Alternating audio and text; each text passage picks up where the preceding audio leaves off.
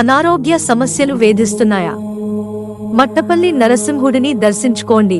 అనారోగ్య సమస్యలు వేధిస్తున్నాయా? అయితే ఇక బాధపడనక్కర్లేదు. తెలంగాణలోని నల్గొండ మట్టపల్లి నరసింహ స్వామిని దర్శించుకుంటే చాలు. అడవి ప్రాంతం, కృష్ణానదీ తీరాన గల ఈ ఆలయంలోని నరసింహ స్వామిని దర్శించుకుంటే ఆరోగ్యం ప్రాప్తిస్తుంది. సప్త ఋషులలో ఒకరైన భరద్వాజ మహర్షి ఇక్కడ గుహలో ఉన్న ఈ స్వామిని చాలా కాలం పూజించారు. సప్తఋషులచే పూజలందుకున్న ఈ నరసింహ స్వామిని పూజించడం ద్వారా సర్వాభీష్టాలు చేకూరుతాయి. మట్టపల్లి శ్రీలక్ష్మీ నరసింహస్వామి క్షేత్రం అన్నాలయంగా పేరుగాంచింది. ఇక్కడ నిత్య అన్నదానం చేస్తారు. సుమారు 11వ శతాబ్దం నుంచి ఈ ఆనవాయితీ కొనసాగుతోంది. 1100 సంవత్సరాల క్రితం మట్టపల్లికి ఎదురుగా కృష్ణానదికి అవతల ఒడ్డున ఓ ఊరిలో మాచిరెడ్డి అనే మోతుబరి రైతు, ఆయన కుటుంబీకులందరూ చాలా ఉదార స్వభావం కలవారు.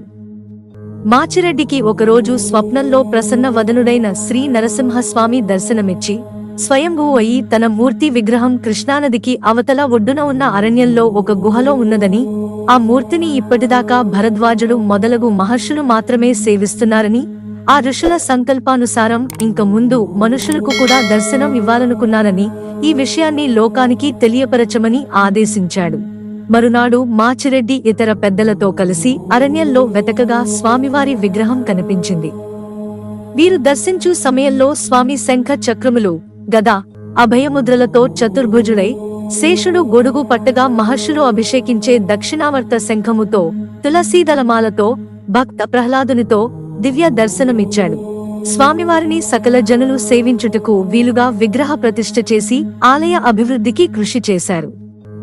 ఈ క్షేత్రమునకు వచ్చిన భక్తులు కృష్ణలో స్నానం చేసి స్వామి గర్భాలయానికి ఎదురుగా ఉన్న ఆరె చెట్టు, ధ్వజస్తంభం, ఆంజనేయ స్వామి చుట్టూ 32 ప్రదక్షిణలు చేస్తారు. ఇది ఈ క్షేత్రం యొక్క ప్రాముఖ్యత. ఈ క్షేత్రంలో యమధర్మరాజు స్వయంగా వచ్చి ప్రదక్షిణలు చేశారట.